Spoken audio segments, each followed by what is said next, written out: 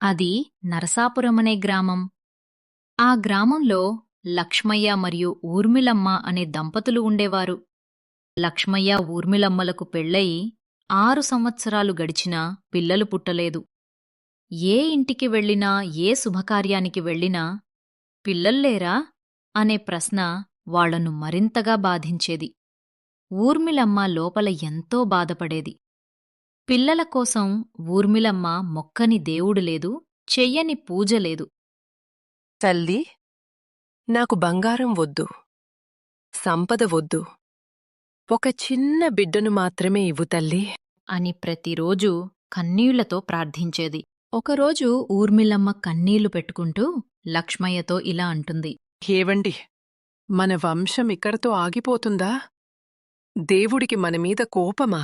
ఊర్మిళ, దేవుడు మనకివ్వాల్సిందుంటే తప్పకుండా ఇస్తాడు.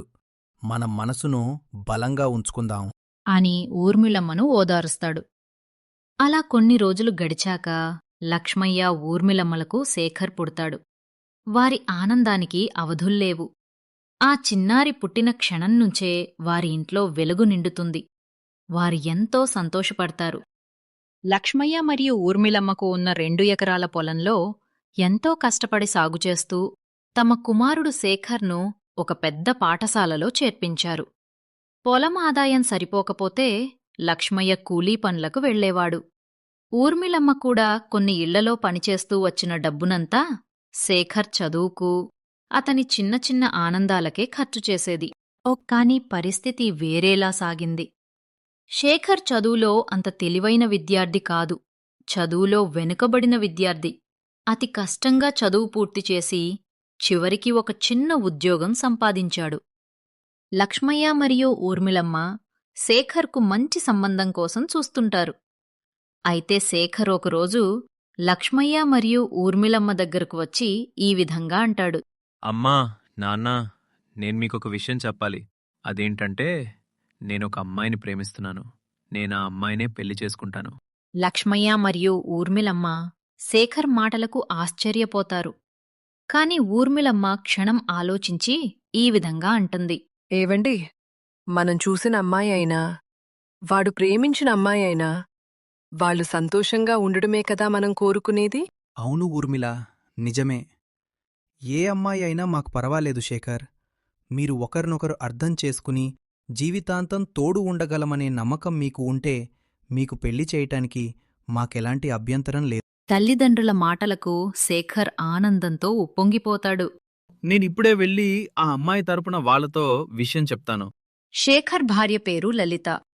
శేఖర్ మరియు లలితకు పెళ్లైన 1 సంవత్సరం తరువాత అభిమన్యు పుడతాడు. మనవడ్ని చూసి లక్ష్మయ్య మరియు ఊర్మిళమ్మ ఎంతో ఆనందపడతారు. మొదట్లో లలిత అత్తామామలతో బాగానే ఉండేది.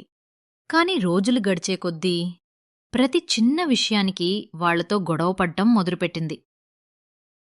వయసు పైబడ్డంతో లక్ష్మయ్యకు బీపీ, షుగర్ వస్తాయి. ఒకరోజు లలిత వంట చేస్తూ ఈ విధంగా అంటుంది. ఈ ముసలివాళ్ల వల్ల మేం రుచిగా తినలేకపోతున్నాం. ఈ వయసులో మేం కూడా ముసలివాళ్ల తిండి తినాల్సొస్తోంది. అమ్మా లలిత, డాక్టర్గారు చెప్పారు, ఉప్పు, చక్కెర తక్కువగా తినడం అందరి ఆరోగ్యానికి మంచిదని. అంటే ఏంటి నువ్వు మాట్లాడేది? మేమేమైనా డబ్బాలు ఉప్పు, చక్కెర తింటున్నామా? లేదమ్మా, నేను డాక్టర్గారు చెప్పింది మాత్రమే చెప్పాను. సరే లలిత, నాకు, మీ మావయ్యకు నేను వేరే వంట చేసుకుంటాను. నువ్వు నీకు నచ్చిన విధంగా మీకు వంట చేసుకో తల్లీ. అంటే నెలకొచ్చే సరుకులు వారం రోజుల్లోనే అయిపోవాలా? మీరేమైనా 100 ఎకరాల ఆస్తి సంపాదించారా తింటూ పోతే తరిగిపోకుండా ఉండటానికి? ఉన్నది 2 ఎకరాలే, ఏదో పెద్ద సంపాదించినట్టుగా. మీరు వేరే వంట చేసుకోండి అంటారా? కొంచెమైనా ఆలోచించాలి కదా. ఈ విధంగా లలిత ప్రతిరోజూ ఏదో ఒక కారణంతో అత్తామామలతో గొడవపడేది. ఊర్మిళమ్మ లలిత ఎంత కోపంగా మాట్లాడినా పట్టించుకోకుండా సర్దుకుపోయేది. ఇంటి పనంతా ఊర్మిళమ్మే చేసేది. ఒకరోజు లలిత వంట చేస్తుండగా కొంచెం నూనె కింద పడుతుంది. లలిత అది శుభ్రం చేయడం మర్చిపోతుంది. అదే సమయంలో వంటగదిలోకి వచ్చిన ఊర్మిళమ్మ జారి కిందపడిపోతుంది. వెంటనే ఆస్పత్రికి తీసుకెళ్లగా వెన్నెముకకు బాగా దెబ్బ తగిలింది. ఆపరేషన్ చెయ్యాల్సిందే. ఆపరేషన్ చెయ్యాలంటే దాదాపు 1,00,000 రూపాయలు ఖర్చు అవుతుంది. శేఖర్, మీ అమ్మకు 1,00,000 రూపాయలు పెట్టి ఆపరేషన్ చేయించడం అవసరమా? ఇప్పుడు తను సాధించాల్సిందేముంది? డాక్టర్ గారు, ఇప్పుడు మా దగ్గర 1,00,000 రూపాయలు లేవు. కొంచెం సర్దుబాటు చేసుకుని మళ్ళీ వస్తాము. ప్రస్తుతానికి కావాల్సిన మందులు రాసివ్వండి. అప్పుడు డాక్టర్ అంటాడు, ఈ మందులు వాడండి. ఆకుకూరలు, పండ్లు, గుడ్లు పెట్టండి. సమయానికి స్నానం చేయించి శుభ్రంగా ఉంచండి. శేఖర్ ఊర్మిళమ్మను ఇంటికి తీసుకువెళ్తాడు. కాని భార్య మాటలు విని ఆపరేషన్ చేయించడానికి ముందుకురాడు. ఒకరోజు లక్ష్మయ్య శేఖర్తో ఈ విధంగా అంటాడు. ఆపరేషన్ చేయించు శేఖర్, 1,00,000 రూపాయలు ఎక్కడ్నుంచైనా తెచ్చుకుందాం. ఇప్పుడామె లేచి నడిచి ఏమైనా పరుగు పందెంలో పోటీ చేస్తుందా? కనీసం టాబ్లెట్లైనా తీసుకొచ్చివు శేఖర్. ఆమె బాధను నేను చూడలేకపోతున్నాను. శేఖర్ నిర్లక్ష్యంగా అంటాడు. సరే నాన్నా, రేపు చూద్దాం. ఆ తర్వాత ఊర్మిళమ్మ మంచానికే పరిమితమవుతుంది. ఆ రోజునుంచి లలిత మరింతగా వాళ్లపై నిందలు వేస్తూ లేనిపోని మాటలనడం మొదలుపెడుతుంది. నడవడం కష్టమైన ఊర్మిళమ్మ స్నానం కూడా చేసుకోలేని పరిస్థితిలో ఉంటుంది. లలిత సహాయం చేయకపోగా ఇలా అంటుంది వీళ్ళ వల్ల ఇల్లంతా వాసన వస్తోంది, తట్టుకోలేకపోతున్నాం అని చెప్పి వాళ్లను ఇంటి వెనక ఉన్న పాడైపోయిన షెడ్డులోకి పంపిస్తుంది. ఇవన్నీ చూసిన శేఖర్ కూడా లలిత వైపే మాట్లాడతాడు. తల్లిదండ్రుల బాధను అసలు పట్టించుకునేవాడు కాదు. లలిత వాళ్లకు రోజులో తనకు గుర్తొచ్చినప్పుడే కాస్త అన్నం పెడుతుంది. తల్లీ, కడుపులో మంటగా ఉంది. కొంచెం పెరుగుంటే ఇస్తావా? పెరుగు తింటే ఏమిటి? ఇప్పుడే లేచి నడిచేస్తావా? నీకేం చేసినా ఏం పెట్టినా ఇదే కదా. అయినా మీరు బ్రతికి సాధించేదేముంది? అని అనేక మాటలు అనేది. ఇవన్నీ అభిమన్యు గమనిస్తుంటాడు. తన దగ్గరున్న పండ్లు, బ్రెడ్ తాతయ్య నానమ్మలకి ఇచ్చేవాడు. నువ్వు 100 ఏళ్లు చల్లగా ఉండాలి నాయనా. రోజులు గడిచే కొద్దీ లక్ష్మయ్య, ఊర్మిళమ్మల ఆరోగ్యం మరింత విషమిస్తుంది. చివరికి ఇద్దరూ కాలం చేస్తారు. శేఖర్ ఏడుస్తాడు. కాని ఆ రోజు కూడా తన భార్య చేసిన తప్పులను సరిదిద్దేందుకు ప్రయత్నం చేయడు. శేఖర్ కొన్ని రోజులు వాళ్లను తలుచుకుంటూ ఏడుస్తాడు. కాని కాలం గడుస్తూ ఉండడంతో ఆ బాధ క్రమంగా తగ్గిపోతుంది. శేఖర్ కొడుకు అభిమన్యు చాలా తెలివైనవాడు. ఒకరోజు స్కూల్లో ఉపాధ్యాయుడు పిల్లల వైపు చూసి ఇలా అడిగాడు. పిల్లలు, మీ అంబిషన్ ఏమిటి? మీరు భవిష్యత్తులో ఏమవ్వాలని అనుకుంటున్నారు? అభిమన్యు, నువ్వు చెప్పు. భవిష్యత్తులో నువ్వు ఏ ప్రొఫెషన్లో ఉండాలనుకుంటున్నావు? సార్, నేను చాలా చిన్నవాడిగా ఉన్నప్పుడు నా తాతయ్య నానమ్మ ఆరోగ్య సమస్యలతో చాలా బాధపడ్డం చూశాను. మా పేద పరిస్థితి వల్ల ఆసుపత్రికి వెళ్ళి మంచి చికిత్స తీసుకునే అవకాశం మాకుండేది కాదు. ఒకసారి నానమ్మకి ఆపరేషన్ అవసరమైంది. డాక్టర్ 1,00,000 రూపాయలవుతాయి అన్నారు.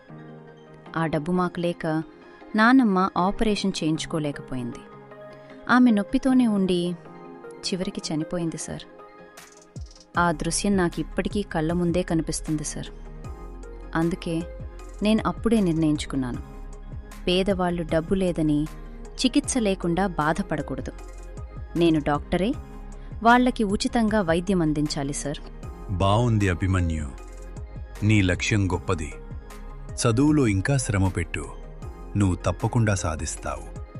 అభిమన్యు తన లక్ష్యం కోసం చాలా కష్టపడతాడు. ఫ్రీ సీటు సాధించి ఎంబీబీఎస్ పూర్తి చేసి ప్రాక్టీస్ మొదలుపెడతాడు. ఈ అమ్మాయి పేరు ఉత్తర. అభిమన్యు చిన్ననాటి స్నేహితురాలు. ఏంటుత్రా, వెంటనే కలవాలని చెప్పావు? ఏం జరిగింది? ఏదైనా సమస్యనా? అభిమన్యు, నీకొక విషయం చెప్పాలి. నా గ్రాడ్యుయేషన్ అయిపోయింది కదా, అమ్మ వాళ్ళు మ్యారేజ్ చేయడానికి సంబంధాలు చూస్తున్నారు. అవునా ఉత్రా? మరి నేనొచ్చి మీ అమ్మా నాన్నలతో మాట్లాడమంటావా? మా అమ్మ వాళ్ళని నేను ఒప్పించగలను, కానీ నాకు మీ అమ్మే ఒప్పుకుంటుందో లేదో అని భయమేస్తుంది. చిన్నప్పుడు నీతో ఒక్కసారి మాట్లాడినందుకే నన్ను చాలా తిట్టిపోసింది. నువ్వేం దిగులు పడుకో. నేనిప్పుడు ఇంటర్న్షిప్ మొదలుపెట్టాం కదా, మీ వాళ్ళతో వచ్చి మాట్లాడతాను. వాళ్ళు ఒప్పుకుంటే చాలు. మా అమ్మను నేనొప్పిస్తాను. ఆ విధంగా అభిమన్యు ఉత్తరాకిచ్చిన మాట ప్రకారం తన తల్లిదండ్రులను ఒప్పించడానికి వెళ్తాడు. రా నాన్న అభిమన్యు, ఆస్పత్రిలో పనెలా ఉంది? అన్నీ సవ్యంగా నడుస్తున్నాయా? అంత సవ్యంగానే ఉంది. నేను మీతో ఒక విషయం చెప్పాలనుకుంటున్నాను. అమ్మా, నాన్న, అదేంటంటే నేను ఉత్తర అనే అమ్మాయిని ప్రేమిస్తున్నాను. తనకి వాళ్ళింట్లో వాళ్ళు పెళ్లి చేయాలనుకుంటున్నారు. 2 రోజుల క్రితమే వాళ్ళ నాన్నతో మాట్లాడాను. ఆయన ఒప్పుకున్నారు. మీరు కూడా ఒప్పుకుంటే బావుంటుంది. ఇదేదో చిన్న విషయంలాగా, వాళ్ళు ఒప్పుకున్నారు, మీరు కూడా ఒప్పుకోండి అని తేలికగా చెప్తున్నావేంటి అభిమన్యు? నేనేమో మా అన్నయ్య కూతురు రమ్యతో నీ పెళ్లి జరిపిద్దామనుకుంటున్నాను. లలిత, నీకిప్పటికే చెప్పాను కదా మీ అన్నయ్య విషయం తీసుకురావద్దని. మళ్ళీ అదే మాట అంటావెందుకు? అభిమన్యు ఇప్పుడు పెద్దవాడు. వాడికి ఏది కరెక్టో మనకంటే వాడికే బాగా తెలుస్తుంది. మీరొకరు, నేనేది చేద్దామనుకున్నా జరగనివ్వకుండా అడ్డుపడ్డం మీకలవాటు. ఇలానే నేనేది చెప్పినా వినరు కాబట్టే 1 ఎకరా కూడా ఎక్కువ సంపాదించలేకపోయారు. ఊళ్ళో వాళ్ళందరూ ఏమంటున్నారో తెలుసా? శేఖర్ ఈ వయసులో కూడా చిన్న కురవాడిలా ప్యాంటు చొక్కా వేసుకుని కాలక్షేపం చేస్తాడే తప్ప కష్టపడ్డం తెలీదు, సంపాదించడం తెలీదు అంటున్నారు. నా జీవితం ఇలా అయిపోవడానికి కారణం నువ్వే లలిత. పెళ్ళైన కొత్తలో మా అమ్మా నాన్న కష్టపడి ఇచ్చిన డబ్బుతో నేను ఒక ప్రభుత్వ ఉద్యోగం సంపాదించాను. కానీ నువ్వేమో ఎప్పుడు చూడు లంచం తీసుకో అని రోజూ గొడవ పడేదానివి. ఒక్కసారి నీ మాట విని అలానే చేసి పట్టుబడిపోయాను. ఉన్న ఉద్యోగం కూడా పోగొట్టుకున్నాను. ఇప్పుడు ఈ విధంగా ఏదో ఒక పని చేసుకుంటూ బతకాల్సి వస్తోంది. ఆ పని మీ చేత కాకపోతే నన్ను నిందించడమెందుకు? అభిమన్యు మా అన్నయ్య కూతుర్ని పెళ్లి చేసుకుంటే ఆస్తి మనవారిదే అవుతుంది. అప్పుడు మనకేమీ లేదు అనే బాధ కూడా ఉండదు కదా. నేను మంచి దారిలో అడుగు వేస్తుంటే మీరు సహాయం చేయటం పక్కన పెట్టి నేను వేసుకున్న ప్లాన్ మొత్తాన్ని చెడగొడుతున్నారు. అమ్మా, నాన్న, దయచేసి మీ ఇద్దరు గొడవపాటం ఆపండి. నాకు రమ్యను పెళ్లి చేసుకోవాలని లేదమ్మా. నేను పెళ్లి చేసుకుంటే ఉత్తరానే చేసుకుంటాను. ఇంకెవ్వర్నీ చేసుకోను. మీరు ఒప్పుకుంటే సంతోషమే, లేదంటే నేను ఈ ఇంటి నుంచి వెళ్ళిపోతాను. మీ ఇష్టం. ఇక నా నిర్ణయం ఇదే. అభిమన్యు తన నిర్ణయాన్ని ఖరాఖండిగా చెప్పడంతో లలిత చేసేదేమీ లేక పెళ్లికి ఒప్పుకుంటుంది. ఆ విధంగా అభిమన్యు ఉత్తరల పెళ్లిని వారి తల్లిదండ్రులు జరిపిస్తారు. అభిమన్యు పట్టుదలతో పెళ్లి జరిపించుకున్నాడు. కాని ఉత్తరను కోడలిగా మనసారా ఒప్పుకోవడం లలితకు అస్సలు నచ్చలేదు. అయితే లలిత ఒకరోజు తనలో తాను ఇలా అనుకుంటుంది. దీన్ని ఎలాగైనా ఇక్కడ్నుంచి పంపించాల్సిందే. తొందరపడకూడదు. ఒక్కో విషయంలో తప్పులు పట్టి మాటలతో గుచ్చి నానా ఇబ్బందులు పెట్టాలి. అప్పుడు నెల కూడా పూర్తవకముందే ఆ పిల్లే ఈ ఇల్లు వదిలి వెళ్ళిపోతుంది. ఒకరోజు ఉత్తర టీ తీసుకుని వచ్చి లలితకిస్తుంది. ఇది టీనా లేక చక్కెర నీళ్ళా? ఇంత చెత్తగా కూడా టీ చేస్తారా? నీ అమ్మ నీకు టీ పెట్టడం కూడా నేర్పలేదా? ఇంకోసారి ఇదే రుచితో చేస్తే కప్పే నీ చేతిలో పగలకొడ. మళ్ళీ చేసి తీసుకురానా అత్తయ్యా? ఎందుకు? ఇంట్లో ఉన్న సామానంతా వృధా చేయడానికా? నా కొడుకు కష్టపడి సంపాదిస్తుంటే నువ్వు కూర్చొని ఖర్చు పెట్టడానికే వచ్చావా? వెళ్ళు, నీ మొహం చూస్తేనే చిరాకొస్తోంది. ఉత్తర ఏడుస్తూ అక్కడ్నుంచి వెళ్ళిపోతుంది. లలిత మాత్రం అదే టీని ఇష్టంగా తాగుతుంది. మరుసటి రోజు ఉత్తర వంట చేస్తూ తనలో తాను ఇలా అనుకుంటుంది. ఈరోజైనా అత్తయ్యకు నా వంట నచ్చితే బాగుండు. దేవుడా, నువ్వే కాపాడాలి. నేను మా అత్తయ్యకి ఎప్పుడూ నచ్చుతానో ఏమిటో. అన్ని పనులు శ్రద్ధగానే చేస్తున్నాను, అయినా ఎందుకు నచ్చట్లేదో అర్థం కావట్లేదు. ఉత్తర వండిన తర్వాత లలితకు వడ్డిస్తుంది. అప్పుడు లలిత కోపంగా ఇలా అంటుంది. దీన్నెవరైనా సాంబార్ అంటారా? అసలు ఉప్పు లేదు, కారం లేదు, కుక్కలు కూడా తినవు నీ వంటను. మామయ్య గారు, మీ అబ్బాయి తిని వెళ్లారత్తయ్య ఇందాకే. వాళ్ళు రుచి చాలా బావుందన్నారు. మీకే నేనేం చేసినా నచ్చడం లేదత్తయ్య. నాకే ఎదురు మాట్లాడతావా నువ్వు? అంత ధైర్యం నీకెక్కడ్నించొచ్చింది? నా కొడుకు జీవితానికి నువ్వు పట్టిన శని. ఈ ఇంట్లో ఉండాలంటే పని నేర్చుకో, లేదంటే వెళ్ళిపో. లలిత ఉత్తర్ను ప్రతిరోజు తిట్టడం, అవమానించడంతో ఒకరోజు ఉత్తర అభిమన్యుతో ఇలా అంటుంది. అభిమన్యు, ఎంత ఓపికగా ఉన్నా మీ అమ్మ మారడం లేదు. ప్రతిరోజు ప్రతి పూట తిరుతూనే ఉంటుంది. నన్ను, నా తల్లిదండ్రులను చాలా అవమానకరంగా మాట్లాడుతుంది. ఇక నాకు ఓపిక నశించింది. ఉత్తర, మా అమ్మ నిన్ను అవమానించినందుకు తన తరపున నేను క్షమాపణలు కోరుతున్నాను. మా అమ్మ మారుతుందని నేను కూడా ఇన్ని రోజులు వేచి చూశాను. కాని తను మారకపోగా ఇంకా మితిమీరి ప్రవర్తిస్తోంది. తొందరలోనే నేను ఈ సమస్యకు పరిష్కారం కనుక్కుంటాను. అయితే అభిమన్యు ఒకరోజు లలిత మరియు శేఖర్ దగ్గరకు వచ్చి ఈ విధంగా అంటాడు. అమ్మా, నాన్న, మీ ఆశీర్వాదంతో నాకు భీష్మ ప్రభుత్వ ఆసుపత్రిలో కార్డియాలజిస్ట్గా ఉద్యోగం వచ్చింది. అవునా నాన్నా, చాలా సంతోషం. కంగ్రాచులేషన్స్ అభిమన్యు. థ్యాంక్ యూ నాన్న. అయితే ఉద్యోగం సిటీలో కదా, అక్కడ రెంట్ చాలా ఎక్కువగా ఉంటుంది. అవును అభిమన్యు, సిటీలో రెంట్ ఎక్కువగానే ఉంటుంది. సోమయ్య గారు అబ్బాయి కూడా అదే అన్నాడు. అందుకే నాన్న, నేను సిటీలో ఒక కొత్త ఇల్లు కొనుక్కుందామనుకుంటున్నాను. అవునా నాన్నా, చాలా మంచి ఆలోచన. మీ నాన్న ఏమీ కొనలేకపోయాడు. కనీసం నువ్వైనా బాగా ఆస్తి అంతస్తులు సంపాదించు అభిమన్యు. మరమ్మా, కొత్త ఇల్లు కొనాలంటే 10% డౌన్ పేమెంట్ కట్టాలి. అంటే ముందుగా కొంత డబ్బు మనమే కట్టాలి, మిగతావి ఈ ఎంఐలో కట్టచ్చు. మరి ఆ 10% ఎలా కడతావు అభిమన్యు? మనకున్నది 2 ఎకరాలే కదా. అవి అమ్మడానికి నేను 2 సంవత్సరాల నుంచి ప్రయత్నిస్తున్నాను. ఎవ్వరూ ముందుకు రావటం లేదు. అందులో పంటలు పండవు అంటున్నారు. అందుకే నాన్న, నేను మన ఇంటిని అమ్మి వచ్చిన డబ్బుతో డౌన్ పేమెంట్ కడదామని అనుకుంటున్నాను. సరే అభిమన్యు, మాకున్నది నువ్వొక్కడివే. నీ అవసరానికే కదా అది అమ్ముతున్నావు. వచ్చిన దాంతో కొత్తది కొంటున్నావు.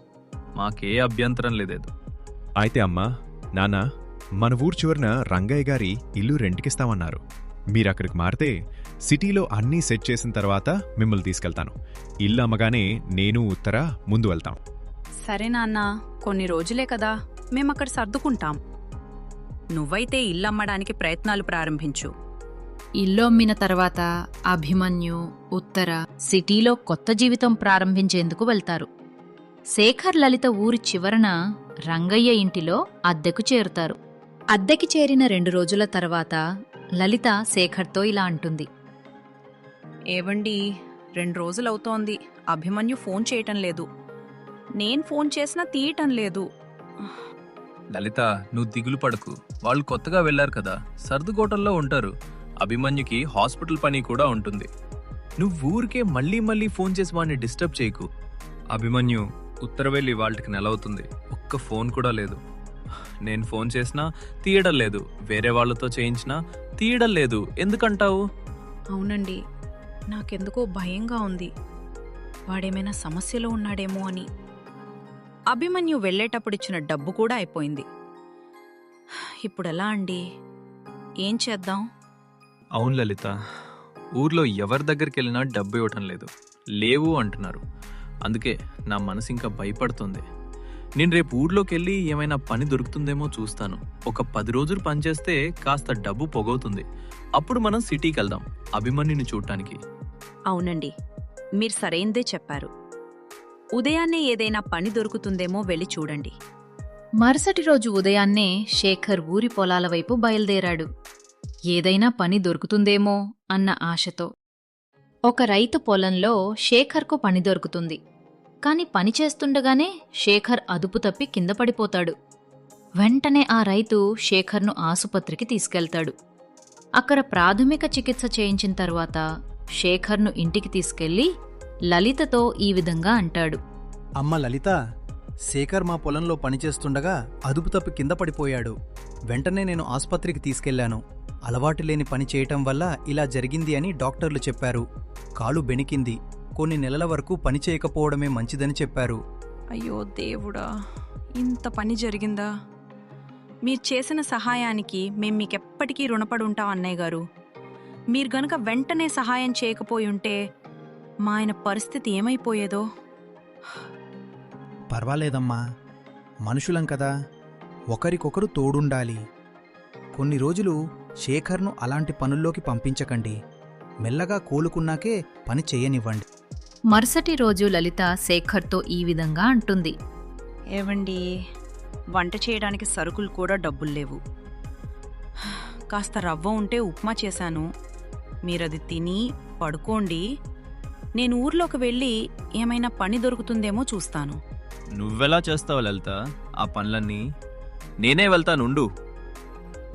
ఏవండి, డాక్టర్ మిమ్మల్ని రెస్ట్ తీసుకోమన్నారు కాబట్టి మీరు విశ్రాంతి తీసుకోండి. నేను వెళ్ళి ఏదో ఒక పని చేసి మన పూట గడవటానికైనా కాస్త డబ్బు సంపాదించటానికి ప్రయత్నిస్తాను అని చెప్పి లలిత ఊర్లో పనికోసం వెతుకుతూ చివరికి ఒక ఆవిడ దగ్గరికి వెళ్ళి ఈ విధంగా అంటుంది. అమ్మా, ఇంట్లో పరిస్థితి బాలేదు. ఏదైనా పనుంటే చెప్పండి. పాత్రలు తోమడమో, ఇంటి పని చేయడమో, ఏ పనైనా చేస్తాను. లలిత, ఇలా అంటున్నానని ఏమనుకోకు. మీ ఆయన సుబ్బయ్య గారి పొలంలో కింద పడిపోయారు. ఊర్లో వాళ్ళందరూ మీతో ఏదో దుష్టశక్తి ఉందని అనుకుంటున్నారు. కాబట్టి నువ్వు ఇంకెక్కడికైనా వెళ్ళి అడుగు. నీకు పనిస్తే మాకు కీడు జరుగుతుంది. లలిత అలా కొంతమందిని పని అడగగా అందరూ అలానే అంటారు. అప్పుడు లలిత ఈ విధంగా అనుకుంది. అయ్యో దేవుడా, అలవాట్లేని పని చేయటం వల్ల మా ఆయన కింద పడిపోయాడు. దానికి మాతో దుష్టశక్తి ఉండట ఏంటి, కీడు జరగట ఏంటి? ఇప్పుడెలా, ఏం చేయాలి అని లలిత ఏమి చేయాలో అర్థం కాక గుడి దగ్గరికి వెళ్తుంది. లలితకు వేరే దారి లేక అడుక్కోవడం మొదలుపెడుతుంది. అప్పుడు కొంతమంది ఇలా అంటారు. నువ్వు మీ అత్తమామలను పెట్టిన హింస వల్లే నేడు నీకు ఈ గతి పట్టింది. నీలాంటి వాళ్ళకి డబ్బు ఇస్తే మాకు ఆ పాపం అంటుకుంటుంది అని కొంతమంది లలితను గట్టిగా అవమానిస్తారు. అయితే కొంతమంది మాత్రం పాపమని కాస్త డబ్బు వేస్తారు. అలా రోజులు నెలలుగా మారుతాయి.